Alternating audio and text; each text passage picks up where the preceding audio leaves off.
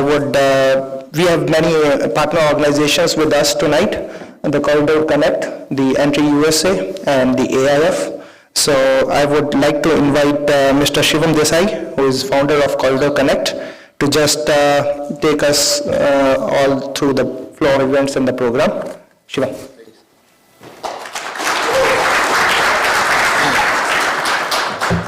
Good evening, everyone. Namaste, Sat Sri Akal, Vanakkam, Kemcho. These are just a few of the greetings said across India, and also the few that I know. But don't worry, over time, I'll get to learn them more. My name is Shivam Desai, and I'm the founder of Corridor Connect, a platform that brings together investors, founders, and operators that work in the US-India corridor. We also support and provide business development and go-to-market strategies for companies that are looking to work in each other's markets. And over the next few months, we'll be going to India, the UAE, and Europe to continue this initiative. First and foremost, I'd like to thank all the partners that helped bring this event together, from Manish Kulhari, Consul Trade at the Consulate General of India, and his partner Radhika, to my partner Naveen Pathak, the founder and CEO of Entry USA, who's been working in the US-India corridor for decades, and of course the American Indian Foundation with Prachi, my co-partner on this event, and the lead for the Young Professionals team in New York, and Isabella and Kalpana on the executive side.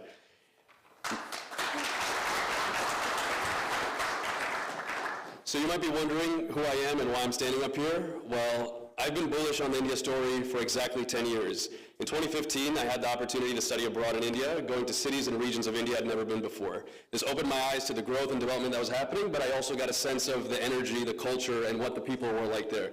I was so fascinated, I go back in 2017 to write my thesis on the Indian millennial consumer and the impact of internet access and social media on consumer behavior. I went from Amritsar to Chennai as a 21-year-old, an American-born Indian, traveling all throughout India, taking local buses and trains.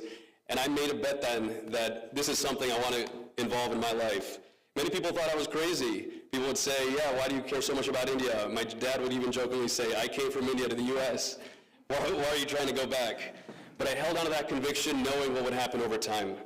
And now, India is the fastest growing major economy in the world. It is a $4 trillion market, poised to be $7 trillion by 2030, expected to be 30 to 40 trillion by 2047, the centenary of India's independence.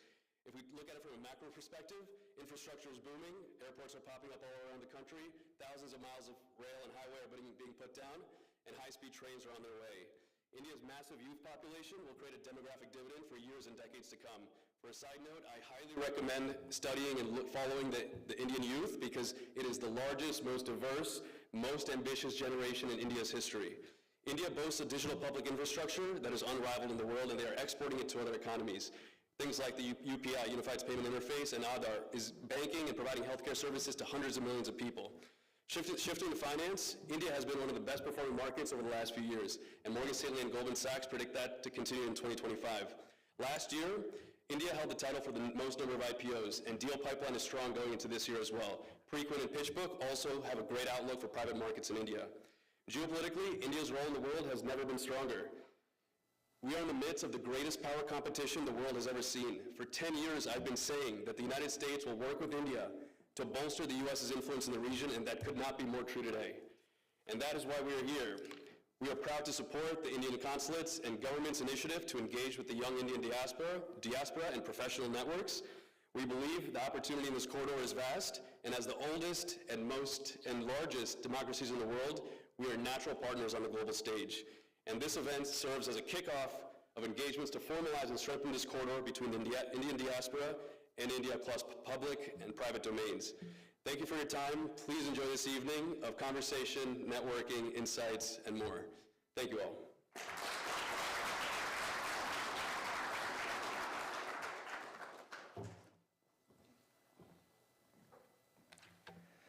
Thank you, Shivam. I think I should thank God that I'm not having a speech because he has covered everything. So, yeah. But as Shivam said, that I think the idea of our Consul General was in 2024. He gave us a target that we should find new people to engage with. We should have more meaningful discussions and events. And in that way, we are very lucky that we have partners like Naveen Ji, Shivam, and AIF, that we can have a new energy in 2025. So I think this is January, and we are starting with this event.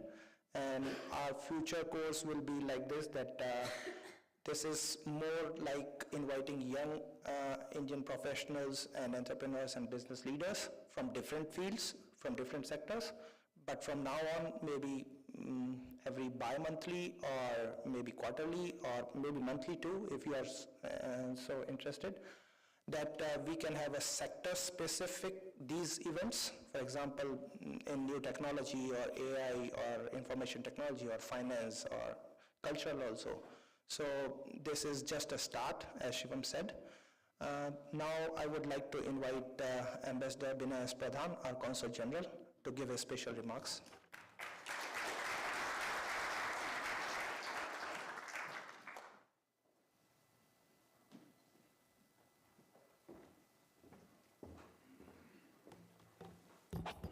Very good evening, namaskar. I think what Mr. Desai did, I think he's uniquely qualified for my job here. The way he presented India, the opportunities in India. But let me greet each one of you for coming here. This is the first event I am attending in this year. I was on leave for last few days, so I cannot imagine of having a better gathering for an evening in the Indian consulate. You know, we in India, we take pride that we are a young nation with median age of 28.5 years. And I think today, this hall is having a younger median age. I think it roughly looks like, early 20s kind of a gathering here today. So really happy. Last year when I came here, in fact today on 15th of January, I complete exactly 1 year. I came here last year on 15th. Thank you. And I realized that, we are, by the way, we are the oldest consulate of India. We opened it here in 1948, a year after our independence. So we are the oldest consulate, and we have been, here for last, 76 years. And we realized that our connect with the both American mainstream as well as Indian diaspora is strong, but the younger element is missing. So that's what I discussed with my colleagues, that let's try to, kind of build a connect with the younger generation of Indian Americans or the mainstream United States.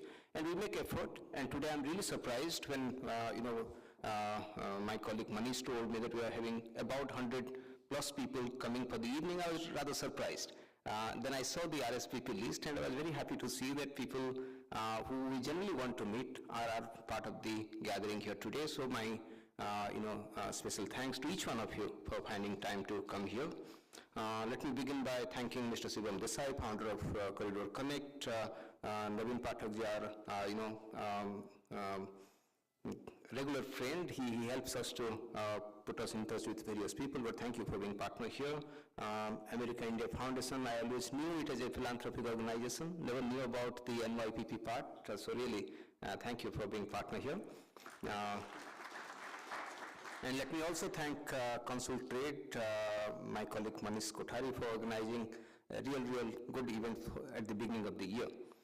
So the title of the event, the Corridor Connect and Emerging Indian Opportunity, I think Mr. Desai very aptly mentioned about the opportunity part. Let me speak for a minute or so about the corridor part. So in last 1 year, this is my first assignment to the United States, or for that matter to the developed world. I'm coming from Africa rather. Last year I was Indian High Commissioner in Tanzania. So this is my first assignment in the developed world. But in last 1 year I saw the connect between our two countries. In the political way we say this is a very unique relationship. We call it in our government lexicon a comprehensive strategic partnership. And as you would hear, both Prime Minister Modi and President Biden would say that this is a most consequential partnership of 21st century. People would, kind of elaborate the different facets of the relationship. I think we all know about that. But when you look at the statistics, whether it's a $200 billion of trade, which is, United States is our #1 trade partner, or look at the FDI, that is $100 billion of direct trade. But when you meet the CEOs of Blackstone, BlackRock, and you hear that each one of them have put about $100 to $75 billion of investment in India, roughly you come to understanding that there are about $750 billion of investment from this country, which has gone to India in very different routes, very different ways. It's very difficult to find those statistics in public domain, but that's the correct estimate about American investment in India. And if you look at some other interesting statistics, 23% of the tourists foreign tourists that go to India are American tourists. And last year, in 10 months, first 10 months, about 1.9 million Indian tourists came to the United States. So look at the people-to-people connect that is emerging here. Look at the diaspora. It's about 5.4 million strong diaspora, projected to be 10 million strong diaspora by 2030. And we have already made impact in various verticals. So Boston Consultancy Group came out with a report. I'm sure you would all be familiar with that. But the impact that we have made not only in the economic side, but in the innovation in public policy, in global governance, in culture, in cuisine, in every sphere, Indian diaspora has made a real impact. And they're now touching the different space of American mainstream. And look at the students number. I'm sure many of you would have come here as students. So last year we had the number one international cohort of students here with 354,000 students. And somebody told me a very interesting facet of that. He said there is no American student in a decent university who doesn't have an Indian print. So so that's the interesting aspect of the Connect. So while in a forum like this, we'll be talking about the economic connect, which is very important because that's driving largely many other aspects, but it's not limited only to the economic connect. It's actually getting into the societal aspect, the students aspect, the people-to-people aspect, and if you make a logical extension of that, I would say any Fortune 500 company, there would be no American employee who wouldn't have an Indian colleague, or for that matter, an Indian boss. So that's the kind of the connect that we are having. Now, interestingly, on the eve of new administration coming in, there is a lot of, I would say, in India, you will get a mixed feeling. People are very happy about the election outcome, but there is also anxiety about what is going to happen. People are, anxious to know whether there will be tariff on Indian exports, whether there will be a slowdown of the GCC movement. Now you see 60% of the global capability centers that have opened in India are of American origin. So people are asking us questions whether that trend would slow down. The technology collaboration that we have been witnessing for last 3 years is something unprecedented. When I joined the civil service, that time we were under American sanction after the nuclear test. And now look at the relationship we are having ISET, which is Initiative on Cooperation for Critical and Emerging Technologies. So I would say there are these concerns there, but we are blessed to have bipartisan support here. You look at the cabinet picks, you will be really optimistic that the relationship is only going to get stronger. And I have no doubt that our relationship has reached the point of inflection where it's only going to get stronger in a very irreversible manner. About the Indian opportunities part, I think I would only say I would say that what John Chambers was the former CEO of Cisco, and he's a leader of the Indo-US Economic Corridor. I think last week he made a projection about 2025. So he said, if you look at China, it's facing challenges in both innovation and trust, whereas if you look at India, India is experiencing significant innovation and significant growth. That's the projection for 2025. I would say broadly that's remaining, that's going to be the trend. And if you look at the transformations that are happening, I think it's already been pointed out, we all know about that. But I feel very happy about 3 particular transformations. I'll not get into the detail, I'll just name the transformations. First is, of course, demographic and economic, whether we are going to be a $5 trillion economy this year or going to be the 3rd largest economy, riding over a demographic dividend. That is one aspect. The second is digital transformation. That is actually leading to many other transformations happening in India. But I was very amazed to see the aspect about affordable and quality data for all, that aspect. So whether, we are in India having the lowest data tariff or having, highest data usage per person, or look at the number of digital payments that are happening in India. But this digital transformation is fueling many other transformations in India. And the third one, which probably you would be noticing, but I would still, point it out, is the change in mindset, both at a societal level and at a governmental level. I would say, when I was joining civil service, and civil service is more like a lottery process in India, 3 million people, Manish has gone through that process. So 3 million people appear and hardly 300 people get selected. So, and you spend 2-3 years, there are many commentary about this process now in India. many of us would do that because there are hardly any other opportunities in private sector. Now look at India, now people are not going for, forget about government job. Now students in IIT and IIM, they're not even going for corporate job, they're not even going for MNC job. Now we regularly host Pan IITs here. They're saying 80% of the IITians are now going for startups. They're not going for, any multinational or Indian big company job. So that's a change in mindset of, from getting job to becoming job creators, becoming wealth creator. That's happening in India. People like you are part of that trend. And when it comes to government, you will see that government is now increasingly getting ready and practicing participatory governance, willing to bring stakeholders in the governance. So you will see that in the last 10 years, any cabinet decision has been taken, it is always put on the public domain to get stakeholders' view. That essentially becomes a part where in the cabinet notes we write what is the view of the stakeholders, and the stakeholders are not necessarily big four. The stakeholders can be anybody who gives a comment to that. So that's participatory governance that's happening, and I'll give you only one example and conclude with that. Last month we signed an agreement under a scheme called One Nation, One Subscription. Within that, Government of India signed agreement with some 13 major scientific publications of the world and paid $750 million for 3-year subscription. That would basically benefit the researchers, the scientific students in India to avail the best of the scientific magazines and research of the world. As a government servant, I couldn't have imagined that we would be paying $750 billion in a country where per capita income is $2,800. But we are doing that, so that was the change in mindset. So that's what I'm saying, that these 3 things I pointed it out, but I'm sure each one of you having your own friends and connections with India, you know what else is happening there.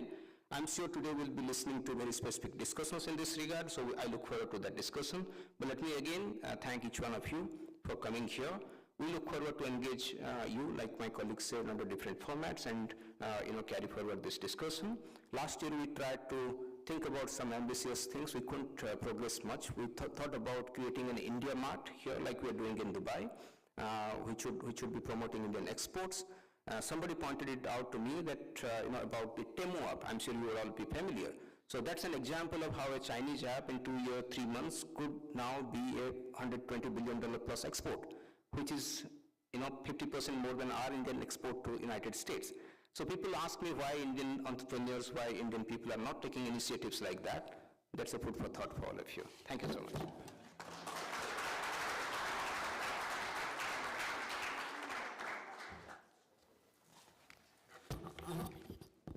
Thank you very much, sir. In fact, you have summed up very nicely, means what is going on in India, what is going on in the US, and what is the role of Indians, US and Indian origin diaspora, or the people here, and especially the young people. I think at the end you have given us the task again to do something about the e-commerce thing, and that we are taking seriously. I think in that we need partnership of young people like many of you in the audience. We have started our work, but we will need more cooperation from your side.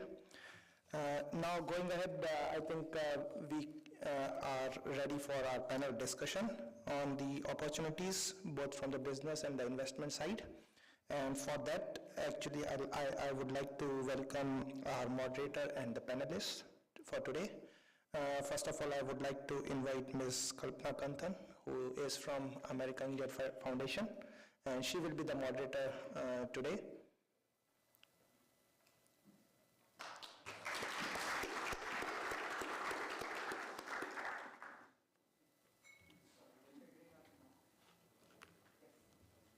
Can you hear me? So big round of applause for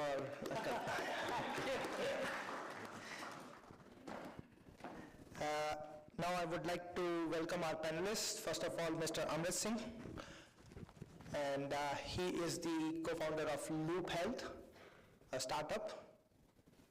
He's based in New York, but I think they are functioning in India too. He will tell more about his journey. We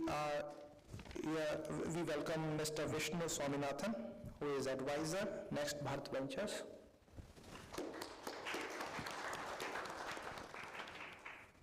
we have Mr. Veer Kashyap, who is a partner at Zeta Ventures, and we have Mr. Akash Bhatia, who is also partner of Mr. Veer.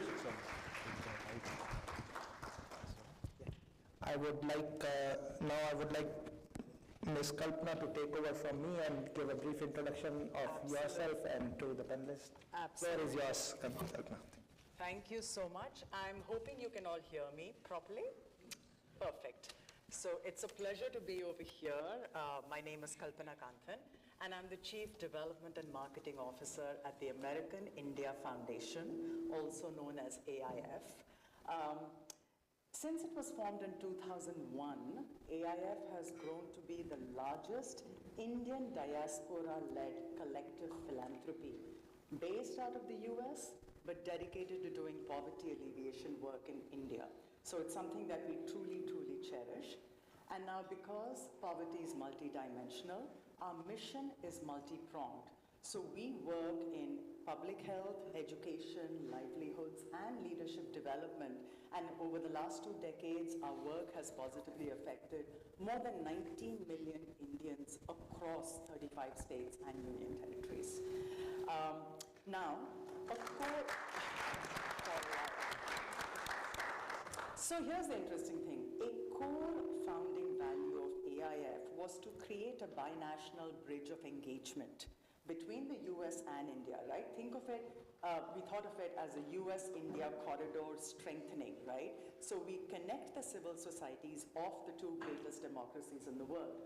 So in that spirit, I must say, I am really grateful to be entrusted with moderating this wonderful panel here in the beautiful, warm, and elegant space of the consulate, and to talk with all of you about emerging business and investment opportunities in India. So welcome to our panelists.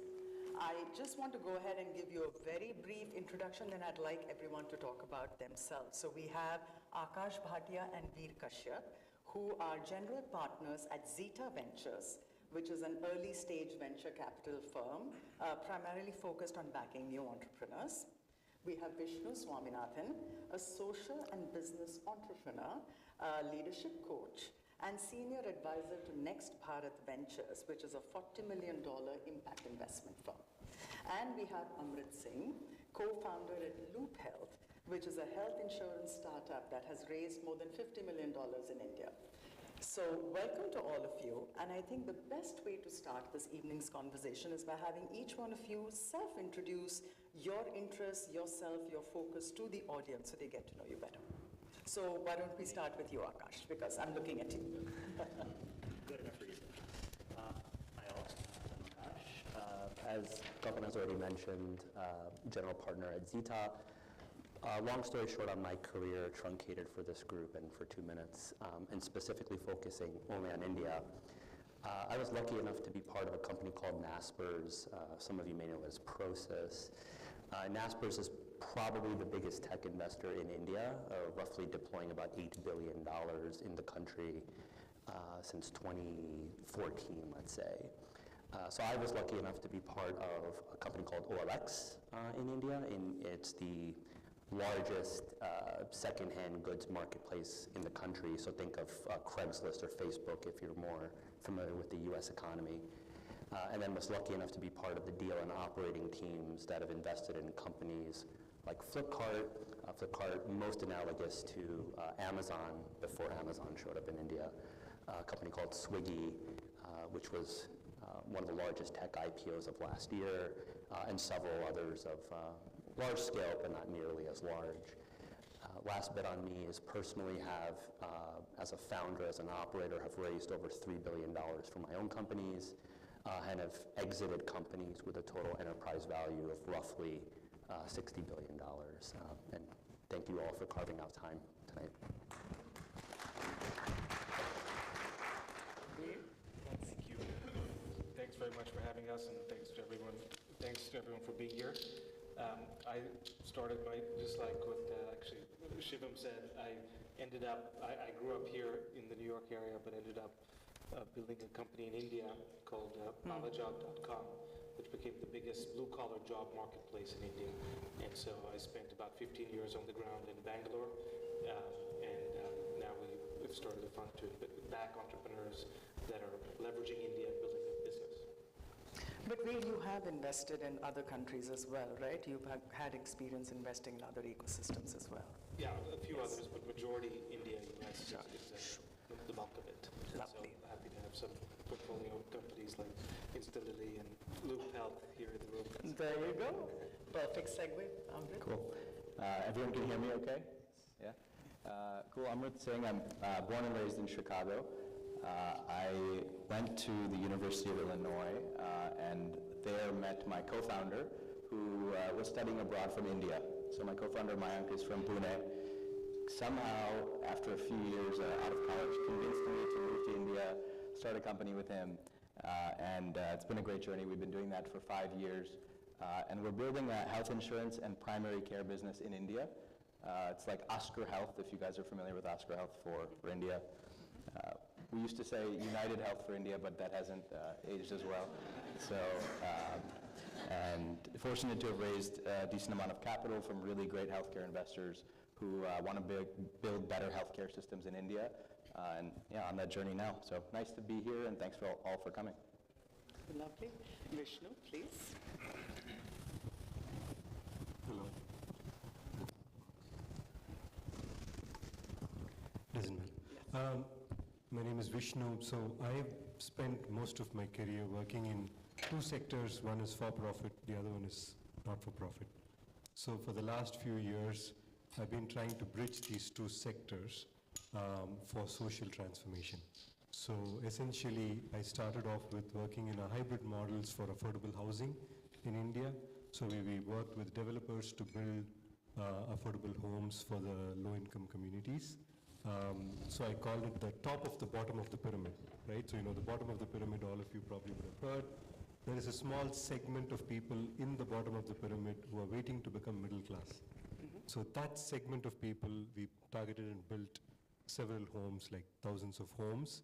Now it's become a huge sector in India, including housing finance and mortgages and all of that for that particular sector. And I also work with some not-for-profit organizations and for-profit organizations now.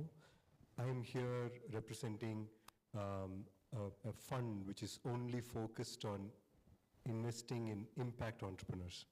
So the impact entrepreneurs are people who are working with the communities, but creating for-profit models to enable the communities become successful.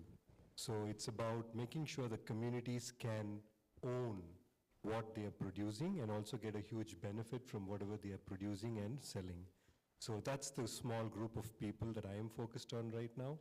And this fund was set up by Suzuki Japan, the car company, but focused only on investing in impact entrepreneurs. Wonderful. Welcome, Vishnu, and welcome to all of you. So let's start with one question that I can ask you all, a kind of round robin to warm us into the conversation, right? We all know that the US plays, a significant role in driving investment and innovation in India. So what excites you the most about the current landscape in India, whether it's in venture capital, social innovation, impact investing? Pick any of these themes that work for you. What is it that you find more exciting, most exciting? Let's start with you, Akash. It's a loaded question. So I'll focus on venture. I think what's always excited me about India and has only continued to excite me, and I think the reason why we invest in India is I think the appetite for innovation and the energy behind the innovation is unmatched. So Naspers, just to go back to my background, is also a very prolific investor in a market that was mentioned in the opening remarks in China. And if you could take a lens into what is happening in India, what has happened in India, and what will continue to happen in India for all the reasons that I think we're all familiar with, it's like looking at China, but without all of the regulatory burden that existed. And that's an incredibly, incredibly exciting opportunity. I'll use one example only because I mentioned Flipkart when I was speaking. In 2008, when the company was founded, we invested in 2012. And the thought process was, Binny and his team were going to build a category, build infrastructure, I mean, there was no, I know today we take for granted how digital payments in India work. Yes. That never existed, right? And I'm talking about 12 years ago. And so in 12 years, to take a step back and actually absorb what the country has achieved, and, right? And Binny's achievement is the achievement of India.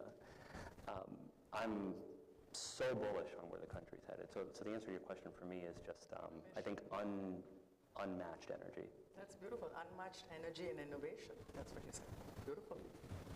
Yeah, I mean, I would definitely echo some of those themes and also add that I think what's been super exciting to witness on the ground there and seeing the next generation of it now is the leapfrog effect that often happens in India, where, when we were building our company in the early days, we had maybe, I think, less than, 30 million broadband high-speed connections across the whole country, and then quickly, very, very quickly went straight to, with the launch of Reliance Jio, to having hundreds of millions of connections of 4G, and now that's being upgraded to 5G.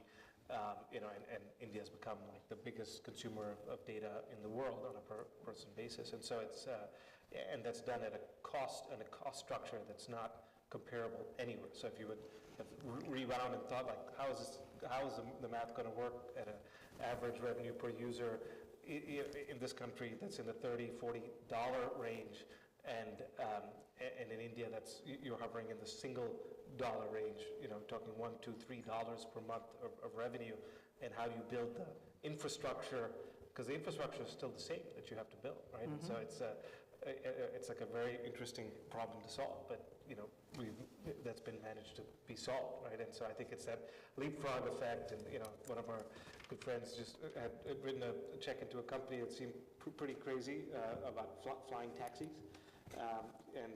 but they just secured a $10 million investment from one of the leading venture firms in the world, Excel Ventures, to do this, to take this further, and said, so India may be one of the first regions in the world where you actually see this at scale. Right? Flying taxis. You heard it here first, okay, people? So I think that leapfrog effect is what we have to kind of reinvent fast the next wave over there. Right. Amrit, as an entrepreneur, what do you think is most exciting? I'd love to take a flying taxi to work because Bangalore traffic is pretty bad. But no, to piggyback on your point, mobile, I think smartphone penetration is 60% in India. Internet usage is also 60% of the countries using the internet. And it's people at all rungs of the social strata. Just as a funny anecdote, my fiance is actually back there. We walked out of a movie theater in Mumbai a few months ago, and there's like a rickshaw stand there in front of the movie theater, and there are these pockets where rickshaw drivers will park the auto and just kind of kick up their feet and relax for a few hours. And we walked by a few rickshaws, like 6 or 7 rickshaws, and everyone's chilling in their rickshaw, feet up, kicked out of the window, and everyone had a smartphone open, and they were all on YouTube Shorts, and one guy was watching something that I had watched that day, right? So this penetration of smartphones and access to the internet is going to change India quite significantly, and I think some things like Reels and YouTube Shorts maybe not that useful, but education and other things will be really important. So I think that's a great point, Veer. And the other thing I'd say is just the access to talent in India has been awesome. So we're working with people every day, hiring every single year, and 35% of college graduates in India are STEM graduates, which is like more than double what the US is seeing on a percentage basis. On an absolute basis, it's like 5 times as many STEM graduates available looking for work. And I think, as we mentioned in the intro, that many of them want to work at startups and tech. So it's a really amazing scene right now, and I think we're poised for a lot of growth. Great. Yeah, I think, I totally agree with the information access and the cell phones and all of that, but I also work in the most remotest of communities in India, where, for example, 10 years ago, to reach a particular village in a particular state in India would take days. There would not be a train station. You'd have to take a train station, then catch 4 different modes of transport to get to the village or to the community. I can tell you, from 10 years to now, the physical access to any part of India is drastically changed, right? And I'm sure you're looking at all the various statistics of number of airports being open every year, the amount of highways which are being built every day. You can literally feel it when you go to India now. So for example, in next month, I would be going to one of the least developed tribal villages in Mayurbhanj district in Orissa. It used to take at least half a day to 3/4 of a day by road to get there. Now I get there in like less than 3-4 hours. That is really powerful. And that's going to unlock not just, the capabilities of what we can get from those communities, but combined with all this mobile and all the information access, I think is just a huge, incredible opportunity waiting to be unlocked. Very true, very true. I mean, I took my first flight from Jabalpur to Bombay this December. And all the airports that are opening up, fantastic airports, beautifully connected. It has changed everything. Yeah, great. So I'm going to ask you something, okay, Amrit? I want to get a sense of how you think Indian entrepreneurs can leverage US investments and networks, capital and networks, to scale solutions for key social problems, like healthcare access, livelihoods, education. So what do you think of that? Sure. I think, first and foremost, you mentioned the leapfrog concept, right? So a lot of what we're building in India right now in health insurance, we are learning a lot from what's happened in the US. And so from a network standpoint, it's been great just to look at the history of health insurance playing out in the US and other developed economies, as well as healthcare, to learn from, to avoid some mistakes. And so that, I think, has been really powerful. So a lot of our investors who invest in healthcare know people that were early at some of the first, some of the biggest health insurance companies in the US. And learning from them has been really fantastic.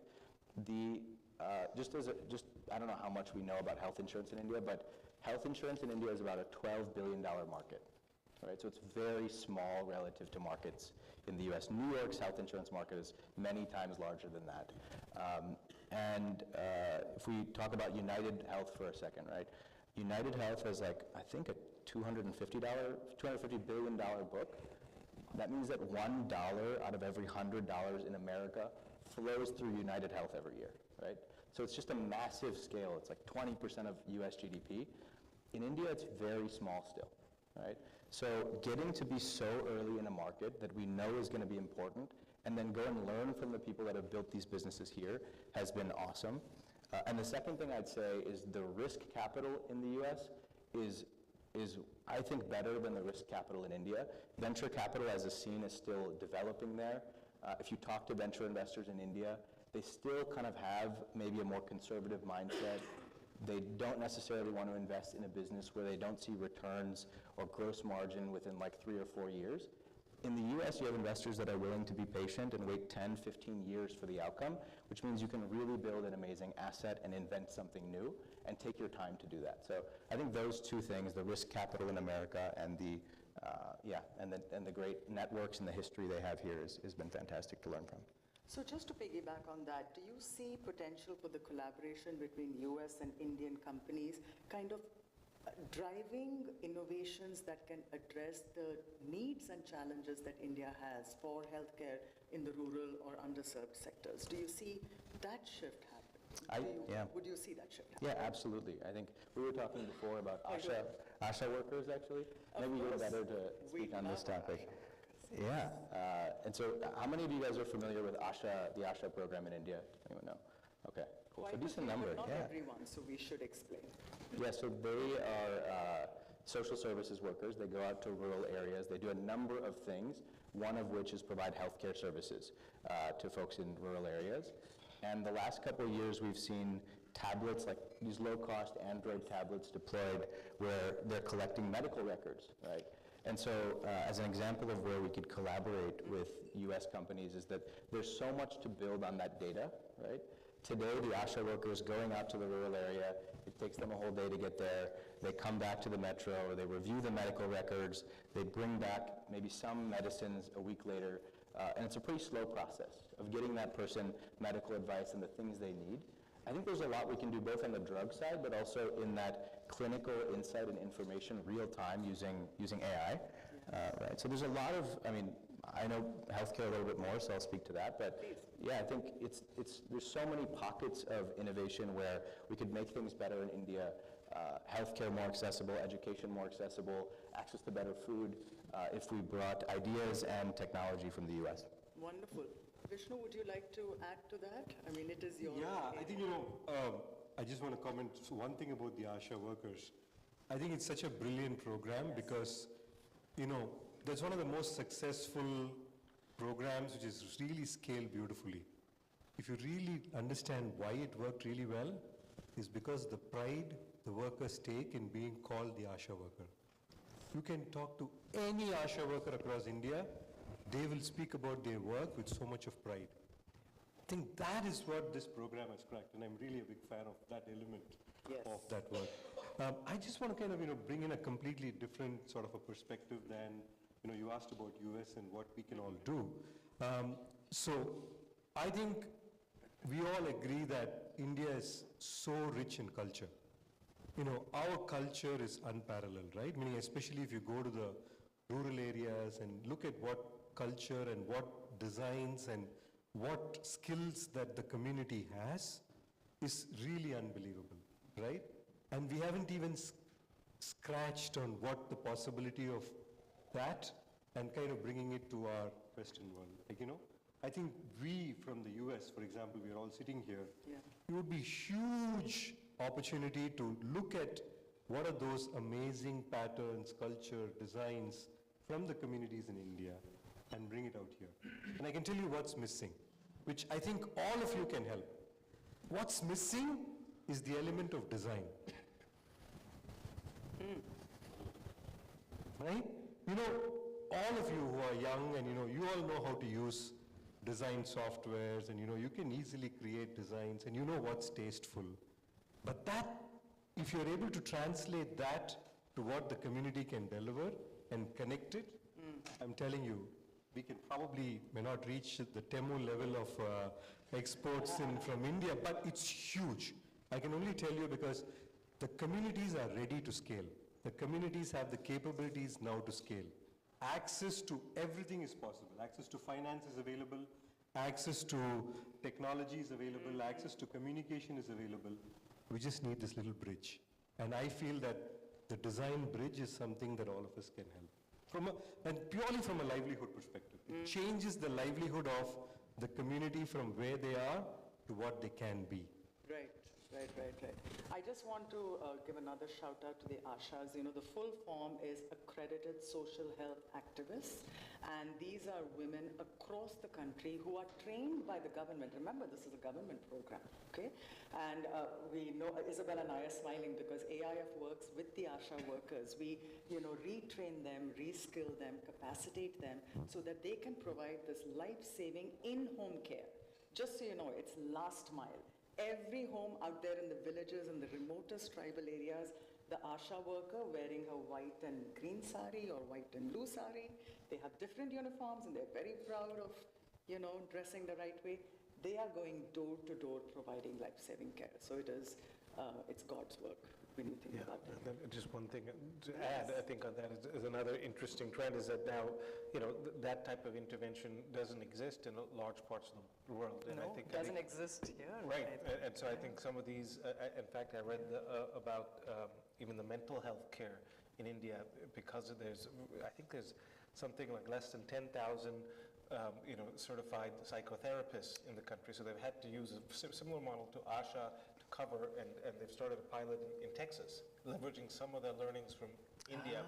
How do you provide care at scale with very limited resources? And I think same thing probably, Council, where you were posted before in regions of Africa even, learning from this ASHA model has, I think, made huge dividends outside India as well. So That's very interesting. I was not aware of that. Excellent. I'm glad you brought that up. So now let's move to the whole venture capital sphere, okay? So Akash, this is for you. So as a venture capitalist focused on driving investment into Indian companies, how do you see the entrepreneurial ecosystem in India evolving over the next, let's say, 5 to 10 years? Like, what do you think would be the trends, and what do you think the founders should prioritize? Yeah, I'll go back in time in a moment, but just to come back to with your story, I didn't know it until tonight, man, and I'm a big fan, man. I think for a bunch of reasons, right? I think one, you're solving a problem that needs addressing, right? I think two, and this is to answer your question, Kalpana, I think if I go back maybe 10, 15 years, you know, I think the Indian entrepreneur in India was building primarily for domestic consumption, which is good, right? I mean, India is a huge, gigantic market domestically. I don't think that's going to change. I think over the next 5 to 10 years, models like Loop Health, for example, will only continue to innovate and redefine the way startups operate in India. I think what's exciting about it is, again, if I go back 10 years, there was a lot of importing of models wholesale, right? So if you had, like for example, some of you may be familiar with a company called Savon, right? And Yes, we're very good friends with the founding team there. You know, that was a wholesale import of a model that existed abroad, and then it was localized to the extent it could have been localized at the time where India was in its ecosystem, right? We talked about digital payments, we've talked about some other burdens that may have existed for entrepreneurs from an infrastructure point of view. Right. I think over the next 5 to 10 years, those are largely gone, right? The biggest obstacles to companies operating in India in the startup ecosystem were, you know, things that we don't talk about, like payments and so forth. That's all alleviated. And so now you have founders that can build technology that is localized, can be consumed localized in a way that you didn't have 10 years ago, right? So the way I kind of frame that for myself is the previous group of founders, as successful as they've been, they walked so that everybody else could run now. And I think the speed at which we're running, to borrow Veer's analogy of leapfrogging, is astonishing, right? Because if you have somebody like Binny coming in and saying, hey, I'm going to build Amazon in India before Amazon exists, cool. That's awesome. That's really hard to do. But now if you're taking a localized product such as health insurance and truly making it relevant for Indians at scale in India, that's awesome, right? That cuts through regulatory issues, that cuts through payment issues, that cuts through consumer issues, that cuts through design issues. It's just stuff that I think we take for granted. But what continues to excite me is we've gotten here in about 10 years. And so the way I think about this at a macro level, and I'll pause after this, is, Shivam, you were citing that India's going to roughly add $3 trillion to the GDP in the next, let's say, 5 years, right? Let's extend that time frame. That roughly means India is going to add India to India in that time frame, right? And so we've talked about India's independence for about 75, 76 years. We're compressing the entire history of a country into 5 years from an economic point of view. And so if you're an entrepreneur, I don't know why you wouldn't want to build in country. Last bit, I think the other thing that Indian entrepreneurs are doing, which maybe wasn't the focus a few years ago, was building for the rest of the world.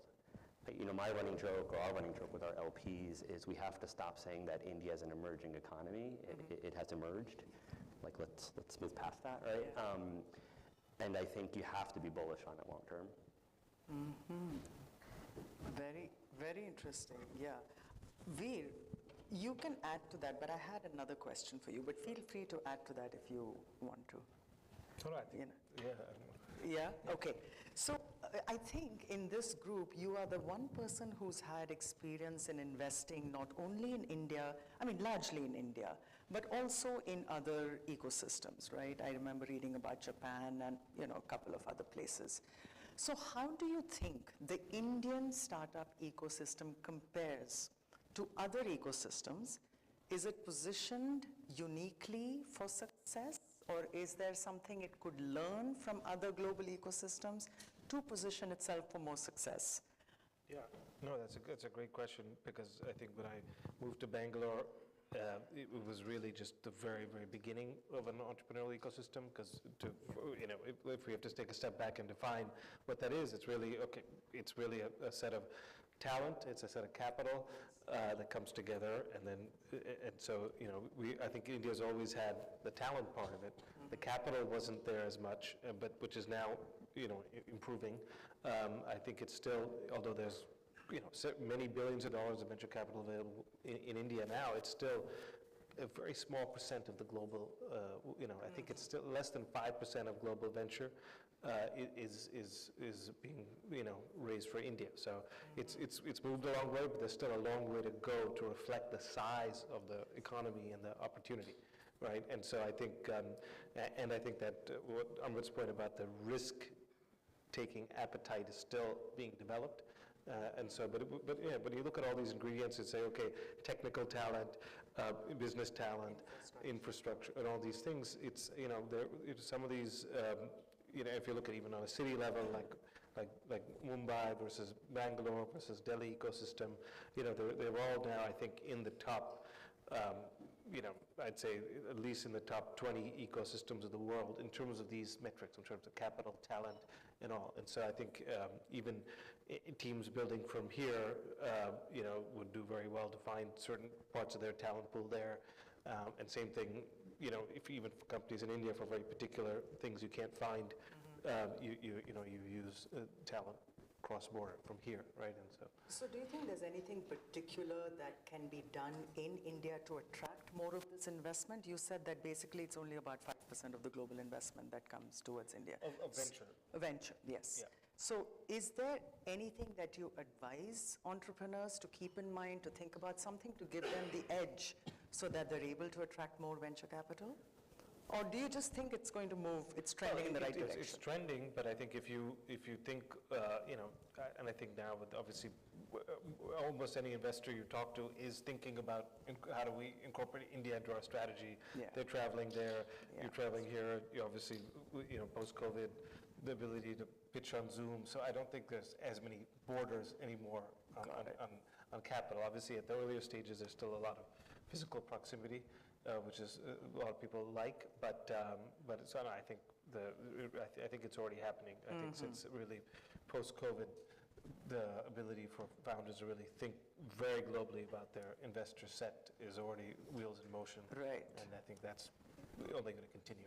It's going to leapfrog. Yeah. Yes. Maybe to add a point there too, right? Yeah. I think the one thing that has also happened that has helped capital flow into India more than it may have been in the past, and to Veer's point, still has a long way to go relative to global peers, is that Indian markets also, and I'm sorry, it's a technical term, but there's liquidity in the market. So basically investors can get money into the country, but the question is how do you get money out? Because at the end of the day, if you're an investor, you have to have your money come back, right? And multiples of it. I think what's happened in India is before you had one path to get that money back, and it was through a company potentially IPOing. I think what's now happened is you have the ability to sell shares of a company in a private market, which is still early, but compared to where it was when we were on the ground is again, it's accelerating rapidly, so that's encouraging. And I think the other thing is the relative, and this is what I think is very exciting about India too, the relative dollar value at which your company has to be valued at compared to peers is more approachable, more achievable for a public listing in India. So I think investors longer term, once they become more aware of the market, will become more excited. Maybe that's the one thing. I think India has to put its best foot forward and say we are an investable market, which I don't think we've leaned into as much as we can. We do, but I think more should be done there. To kind of socialize that, to kind of... We're open for business. Yes, absolutely. Yeah. Can I add? Yes, of course. It's one interesting thing. When we first raised our seed round in 2020 and then the Series A in 21, we looked up on Crunchbase. I don't know if you guys use that. It's like a tool where you can see investors and startups, right? Which funds had an India strategy, which like US investors or healthcare investors had an India strategy, and there was like 5 on the list. And then we had to map all of the US venture funds that had Indian partners so that we could convince someone who might know about the market and the space and be interested in taking that risk. And then, I think since then, since 2020, we've seen a number of IPOs. We've seen capital come back to venture funds, and now there are several funds cropping up, and many of them with investors that don't have context on India originally, that aren't Indian origin, but that are really interested in the market. So I think things have, to your point about the trend changing, it's changed a lot in 5 years. Amrit, I was going to loop back to you, get it? But you already answered this question. But I had a specific question for you. When we spoke briefly yesterday, you mentioned, I have all these anecdotes about what it took to scale Loop Health, right? So paint a picture for us. We're all over here, and we'd love to hear from you about what the experience was like to build Loop Health into what it became or has become, and how did you navigate the really difficult stretches, and what were the lessons you learned? Okay. We're still navigating the stretches, so it's getting built real time. But I think a big thing that I was surprised by my first year was I was optimistic about India. All the market kind of trends, the macro factors pointed to a lot of opportunity. But I didn't really understand India till I got there. And the more I've lived in India for the last 5 years, the more I feel like an American, right? Because you realize that the Indian mindset is very different. And that my parents' and my grandparents' mindset is very different culturally. And so it took time. It took about a year before I really understood how do people make purchasing decisions in India? How do companies decide on what software to buy?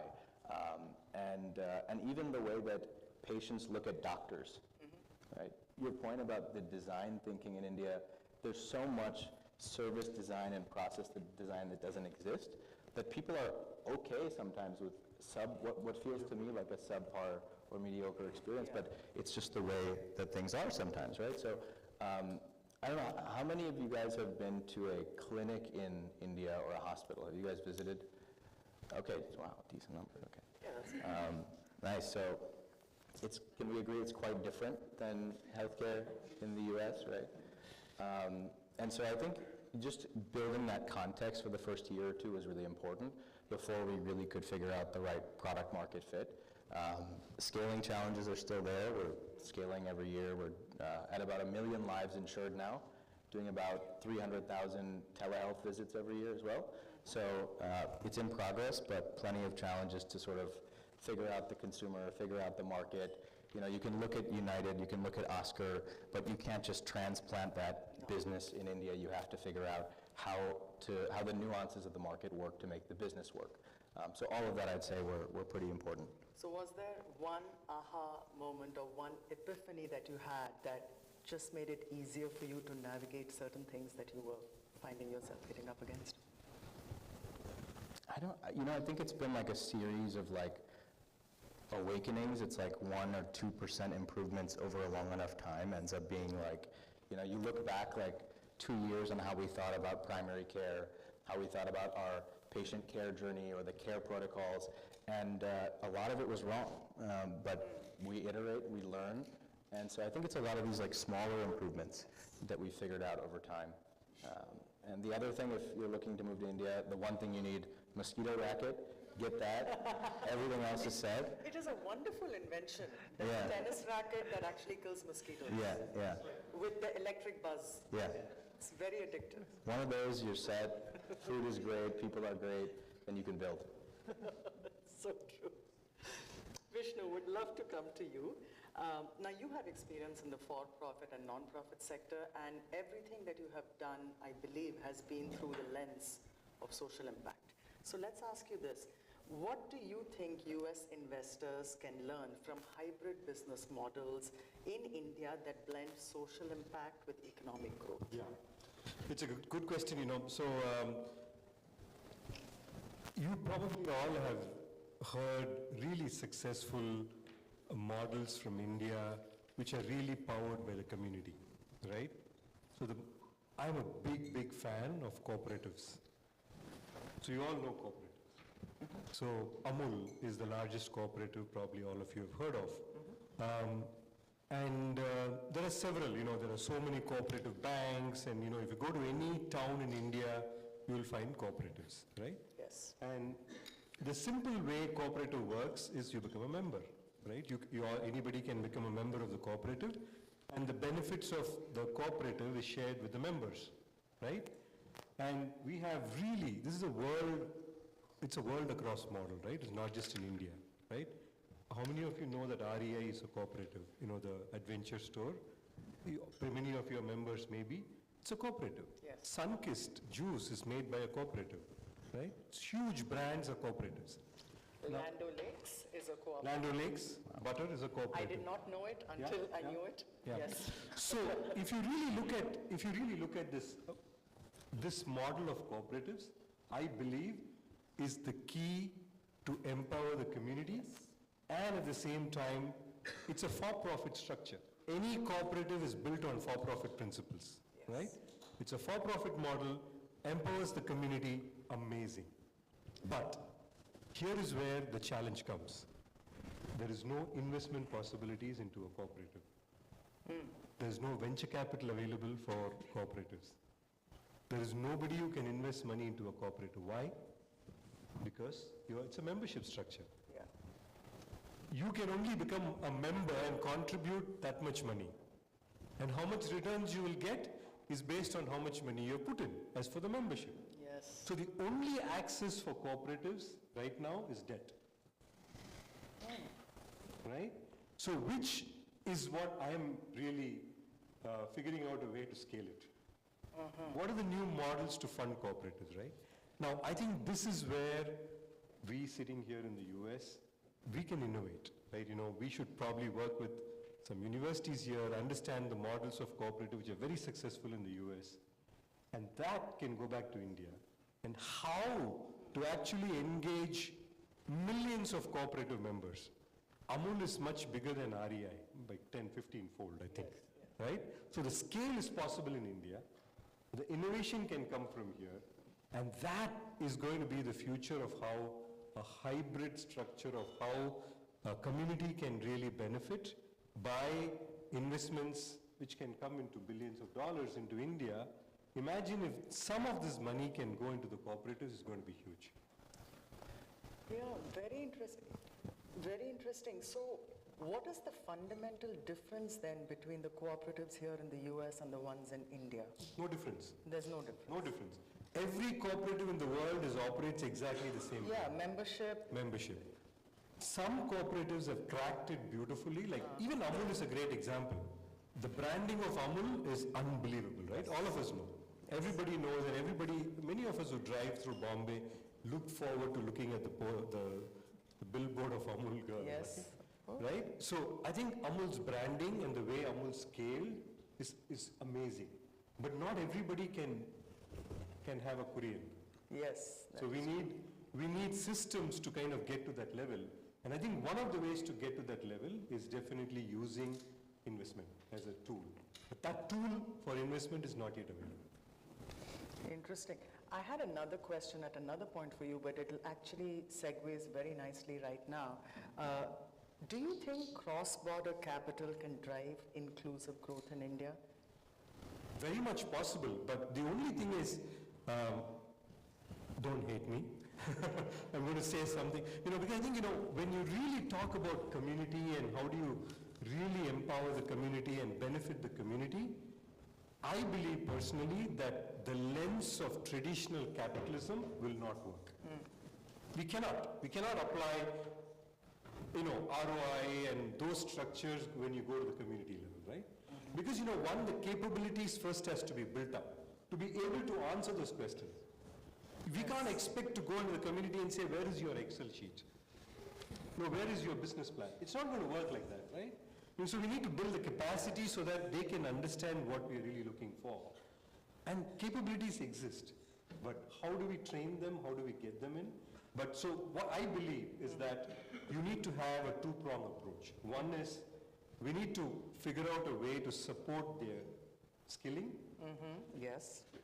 By way of a grant, by way of a debt, by way of a loan, whatever be that, bring them up to a particular level. then hold them accountable to some level. But still, I fully believe that the traditional lens of even investing in a startup in the urban area cannot be applied to investing in a rural area in India. It's not going to work. And you would agree with that? I mean, what would be your take on that? Yeah, I mean, I think there's all kinds of, I think hybrid structures, and I think you have to go beyond the lens of traditional equity and debt. And I think that there definitely are some hybrid approaches that can probably work in these scenarios, as you mentioned, and the government being involved, and I think AIF has done a lot of that work. Yes, we did. With like the rickshaw example. Rickshaw, but the thing is, see, we are a non-profit. Yeah.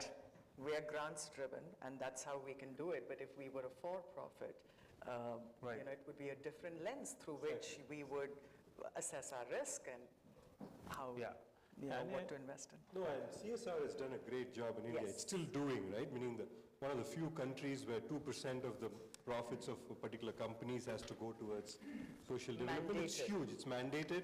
It's really working well, but not yet to the full capacity, I would say, but it's really opened up significantly. Yes, yes. We are at 7:36. Do we have time for a couple more questions? Or, okay, maybe last question?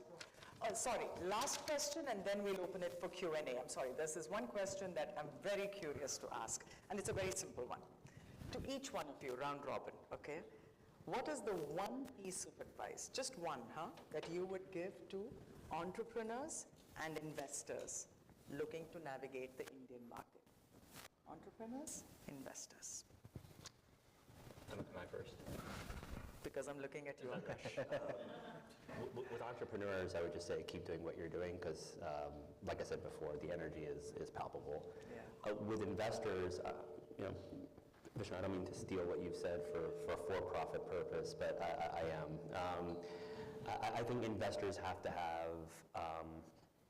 they have to approach India in a unique way, in a different way. They have to be excited by the opportunity, and I think all the baggage that they may have with not being aware of the market, just shed that because, to the macro numbers that we've already shared, I think what we shouldn't debate as investors is the opportunity of India. I think you can debate the opportunities within India, but you shouldn't debate that India is probably the biggest opportunity that's probably in front of us for the next 5 years. So you're essentially saying be excited about the opportunity, but undaunted by the complexity. 100%. I mean, the complexity... It's going to be there. You have complexity here, you have complexity in Europe. The complexity exists, right? Entrepreneurs will find a way through the complexity. Excellent.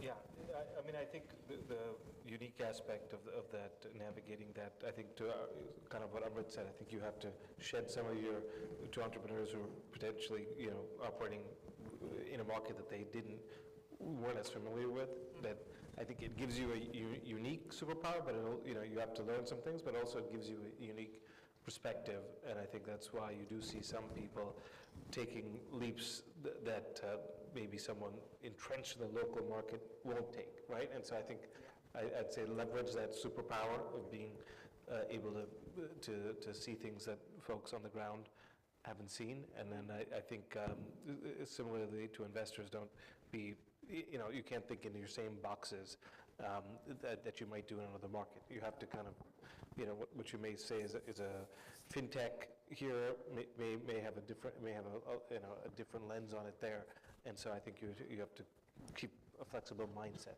Just be prepared for the unexpected. Yeah, and exactly. Go with the flow. That definitely. Generally works. Yes. Yes. Amrit. Cool. Nothing on the investor side per se, but if you are looking to start a company or you have a company in India, obviously you probably know what's happening on the ground, but for those uninvolved, many of us probably came to New York to experience a bunch of personal growth and try something new and further our careers, and I think the last 5 years has taught me that India is an amazing place to do that also. A lot of these problems we've talked about are not heavily regulated spaces in that it's fairly free market. You can show up, you can hire great people, you can build, and there's capital available. So I think my one thing would be, be courageous, take the leap if you're thinking about it. Yeah, I only have an invitation. anytime anybody goes to India, please go to a city that you've never been to. Yes. Number two, please take a taxi from there and go to the village which you have never been to. Yes. And just look for entrepreneurs there. Just look at what people are doing there and you will be amazed. That's the only request I have as an invitation, and I'm happy to help you go anywhere you like. Any part of India to meet entrepreneurs, but please do that. That's the only way to learn about India. Absolutely, and we can also help you with AIF. We have seen nano micro entrepreneurs in the rural hinterland. So yes, beautiful advice. And now we'll open it to questions to all of you. Please, I think you'll need a mic. Oh, yeah. Oh, here we have another. I'm right here. Thank you so much. You guys did an awesome job on the presentation. I think you spoke to a lot of the opportunity that's in India. I think, Akash, I was listening to you speak, obviously. I think the liquidity is the biggest thing. There's been a lot of liquidity in India over the past, let's say, 20 plus years. A lot of FDI has flowed into India. Question for you, right? What do you think as a retail investor, as most of the people are in this room, what do you think is the biggest risk for retail investors specifically, right? Is it the FX, given obviously the depreciation of the rupee by around 100%? So what do you think is it? Is it FX? Is it structural? What are your thoughts on the biggest risk factor? Yeah, I'll try to be brief because you can take it offline. It's helpful, but And here's another one. man, I'm old enough to remember when it was trading 50 to 1, right? So FX is always going to be an issue, right? I think I would dispel that. The thing I would tell you about India on a public markets perspective is stay in and ride, right? I think if you're trying to flip quickly, I would stay away from that because I'm long bullish on India, right? So I'm the wrong guy to have this conversation with. But I think the core of your question, and we talk about this a lot offline, you know, we have investors in our fund that will invest in public markets, right? And they'll say, well, I can get X insert percentage here through a retail fund, through an ETF, and you can. But then you have people like Amit who are building companies that are going to be generational defining, and the question is, why wouldn't you want to participate in that? And obviously that's self-serving and it's selfish, but I think the right way to play India longer term is to get exposure to those. And I think the question I would ask as a retail investor is, how do I do that? I think from the public market side, and I'll put a pin on this after and we can talk offline if better, unless your exposure is a significant part of your portfolio, like maybe not as a retail investor, I would just kind of leave it and kind of carry on with life. Okay. There's a question at the back. My question, please. Can you hear me? Yes.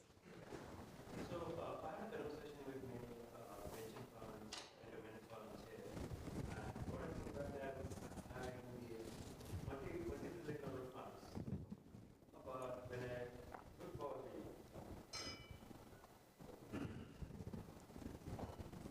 but when I check with the Indian venture capitals, right? So they don't create the venture here to get that fund. So there is no LPG much partnerships here.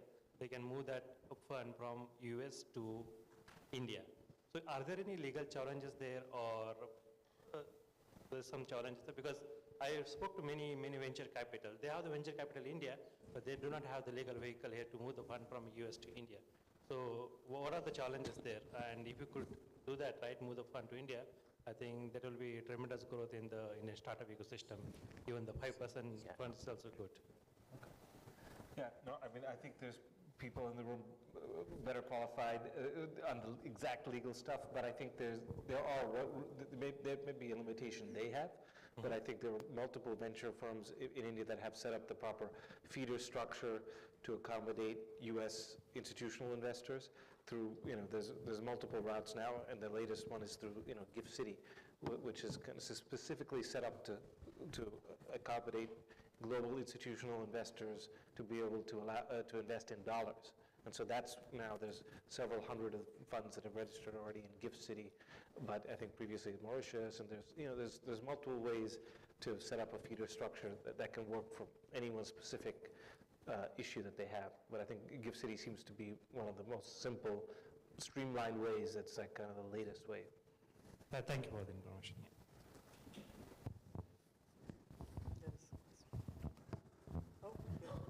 Thanks for your time today. Such amazing, diverse backgrounds in investing. It's been very valuable. I appreciate it. I guess my question is, in light of the new administration coming in, on Monday, we had the Treasury confirmation hearings today. Talk of tariffs are kind of like all what investors are talking about.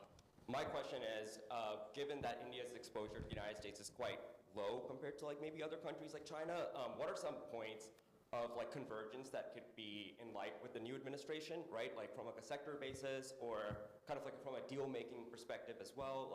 Are there things that we should be looking out for from Indian companies to the US that could potentially be into play? Curious about that.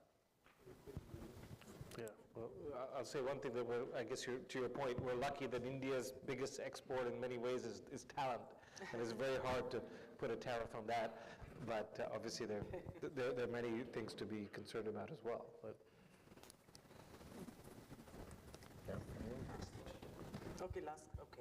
Last question. Is it me? Oh, wow, okay.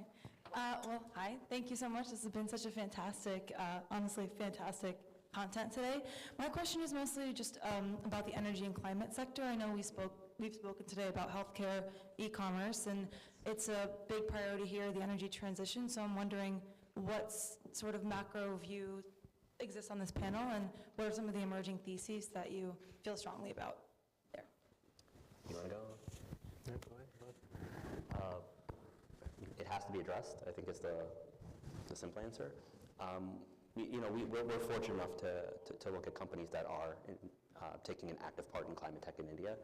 I think from a business model perspective, let me go back. The tech that's being developed, and I think the initiatives with what people want to do on the ground, whether, again, let's localize models, right? So instead of just having the concept of an EV, which will then go charge, that we would talk about very commonly in New York, local Indian entrepreneurs will tackle how do you swap batteries on the go, right? And that's a scale problem, and it's a charging issue, and it's a logistics problem, and there's a lot to it. I think from a enablement perspective, we're very, very bullish on where that's headed. I think the longer term macro view that is more challenging for us is the model that'll be able to sustain a business, I think is still being developed. But I think because the issue has to be tackled, you'll start to see a lot of exciting innovation. I think the short version of my comment is, I think people are going to innovate more in business model than they are on localizing models. I think to Kalpana's question earlier, I think the biggest change in India entrepreneurship over the last few years is Indian entrepreneurs in India are not afraid to take of something they've learned abroad and localize it from day one, versus before just kind of bringing in it wholesale and hoping it works, and then failing, and then reiterating and going from there. That's incredibly exciting. We see that a lot in climate. I just want the business model to iterate a little bit faster. And there's probably a lot more happening in the social sector when it comes to the intersectionality of climate with livelihoods and health and everything. I also want a lot of innovation. I think especially in energy, yes, we see a lot of innovation which is happening at the last mile, where be it solar. I think solar is the sort of the easiest last mile, which we have seen a lot of innovation happening. I actually also feel that there is a lot for us to learn on the sustainability piece from India. I think, from a reuse, recycle perspective, I think our communities are way, way ahead of what we can even do here, especially in the US. So I think, we have a lot to learn from there. So I think a lot of those innovative models are coming up to kind of bring it back as well, especially with waste. I would say waste entrepreneurship is real. It's very real. We have to make sure we don't lose that in India. And with India's goal to become net zero by 2030, right? There's a lot of opportunity there, even to think in terms of how can this be seen, leveraged for the opportunity it has for livelihoods. At AIF, I'll just say this, it's a lovely story. We train young women to become mechanics for electric vehicles, right? It was a traditionally male-dominated field, but being a mechanic for electric vehicles is very different from being a traditional mechanic. And there are young women in Rewari, Haryana, being trained And working with Hero Electric, now the primary breadwinners for their family. So how this whole green transition piece can give you opportunities for livelihoods. You know, there's a lot of scope for innovation over there. Yeah. Okay, maybe last question. I just want to add to that. So we run a sustainable government. This is close to the point what you were saying. We have a social enterprise, and we are empowering rural people who make products Yes. for us, and using the ancient tribal knowledge. Yes. We're trying to bring it back here for today's mankind. But the only thing, and we have replaced close to 100,000 pounds of plastic waste, which is measured here in the United States. But somehow it doesn't get completely translated to what it can really impact in India, and also what it can impact for their own livelihoods. If there is a if there's a goal measure or something like that which can get translated for what we replace versus what can be actually measured in terms of sustainability, at the same time their livelihood, that can go a long way. Yeah. And also the other question I had was, how do we access funds that can be transportable for both the countries, because we are going towards one cost of sustainability, or global sustainability, right? Right here, since I'm a US citizen right now, I was born in India, but I am able to access funds only here, but we work with the farmers here. Yeah, in India. They do not have access to the funds there because they are too small. Yeah. So it's a little hard for us to navigate through that path and actually access the funds. So little things like that can really improve and help us build that community and bring forth our Indian. Absolutely. I think that's the huge opportunity also for investment and the new models of new systems. Like, what do you develop? Like we talked about cooperatives a little bit. Like all of these instruments that we need to really reach the last mile is what is yet to be developed. Yeah. Yeah. Well, please remember that the conversations can continue over dinner. Thank you so much, Vishnu, Amrit, Veer, and Akash. This was a wonderful conversation, and thank you all for being such a great audience. And thank you so much, CG. Oh, sorry. No questions. Just want to congratulate the Ambassador for organizing this event and council. But it's very important that we must have a voice. All this good work that is being talked about here, we need to communicate the best of the 5.6 billion people, and we confirm that it's the single largest media company in this country with a project called Brand India. That is our project called Brand India. With NDTV, Astha, Indian Eye Television, Radio Zindagi Network, all across 14 markets in the country. We are here, your voice. Let's connect and let everybody know the good story of India, the progressive India. Absolutely. We should very quickly. Thank you very much, and it was a very good learning for me. I think it's the same case with everyone there. Thank you, Kalpana ji. You were a wonderful moderator, and thank you to all the panelists there. It was a wonderful session. So whenever our CG ask me the technical terms or the technical questions like debt, equity, what is the difference between VC and hedge funds or something like that, then I go to my room, I prepare a note. So theoretically, I give answer to CG in that way. Practically, I call to Rajni ji and Radhika ji, and I plan a panel discussion like this. So, so to have a better learning, and we learned a lot. Thank you very much. I think we have learned about the opportunities which are available there in India, how US capital can benefit with ideas and innovation in India, and how a US graduate can go to India with the mosquito bat, of course. Yeah, and try and do something amazing in the health sector, and how local culture and practices matters a lot when you go to India and invest there, and how there can be a real connect between the two dynamic and vibrant countries like India and USA, where I think this century is waiting for this kind of partnership between these two countries. So that is there. I think foundation has already built, corridor has been connected, but we are waiting for entry into US and India. So I would give just 1 minute to Naveen Pathak ji from entry US and entry India. And I request him not to charge any congestion fee for entry. I got to know about this 1 minute just a couple of minutes back. Wonderful session. Thank you so much. I loved a lot, just like Munichi said. I've been running Entry India for last 20 years. So my experience working both ways, actually Entry India and Entry USA, I'm going to speak from that perspective. How to define India is one thing, but how to describe India, I can say that I call it a Galapagos of the modern world. You know what happens in Galapagos? The environment, temperature, water, air, everything put together bring up new species. That's what happens in India. I mean, it's not a country where you say there's a market, it's a launch pad for the world or the global success. That's how I put India. I mean, I'm taking some cues from Mr. Bhatia here.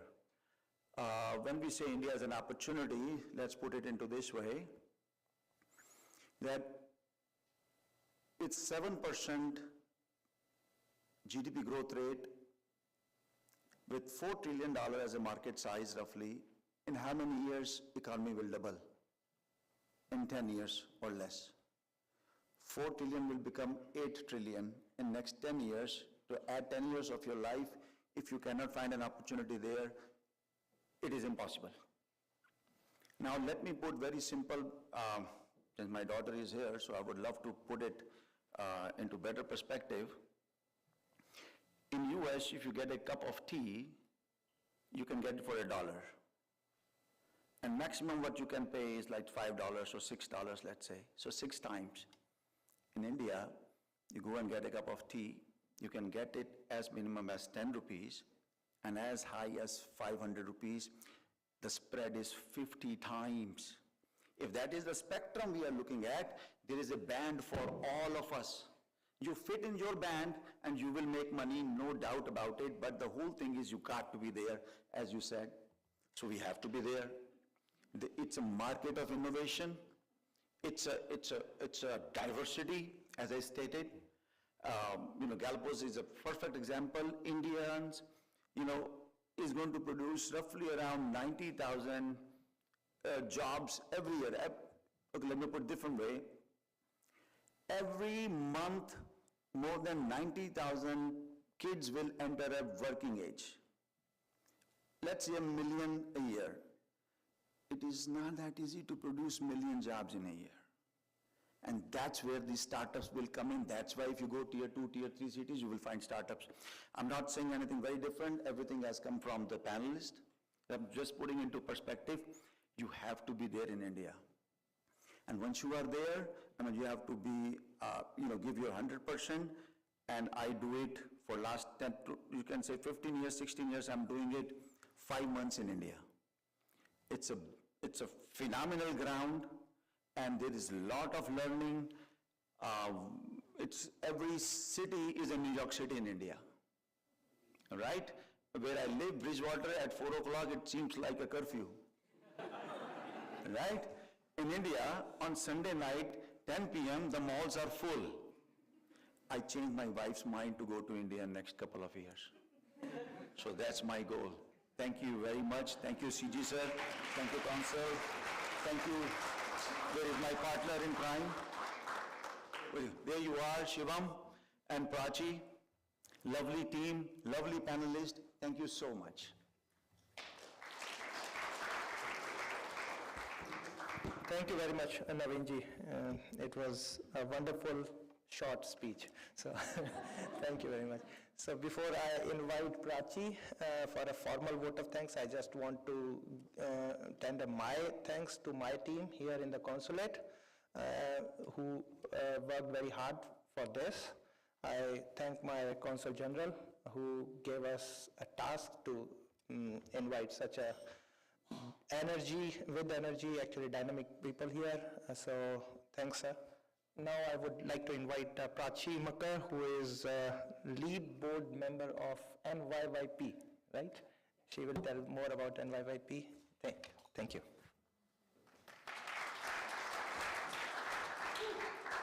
Hi, everyone. I just wanted to say thank you to all of you for coming tonight to make this such an incredible success.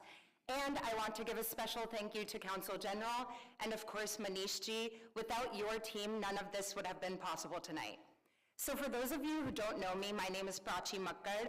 I'm the New York Young Professionals Chapter Co-Lead for AIF, and during my day job, I'm actually a vice president at TPG, which is a private equity firm.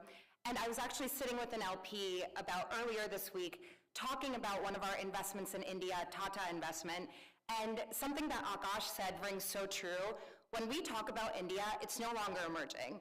It has emerged, there's a lot of opportunities, and I know I myself, along with each one of you in this room, are all bullish on that opportunity in India. So what I ask of all of you tonight is to make a new connection, talk to our wonderful panelists. Thank you to each one of you for being here tonight for us. And of course, stay connected with the Indian consulate, because we're looking to do more unique events with each and every one of you, especially being that all of you are so successful in your careers, in your professions in New York. So we want to pair up with you and continue this success going forward. So thank you, Shivam.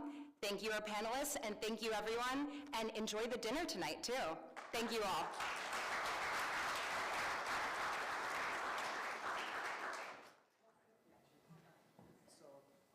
We are having a dinner on the ground floor. Yeah. So I think to avoid the confusion, people were asking that is it an appetizer or a dinner? We are having dinner, so please.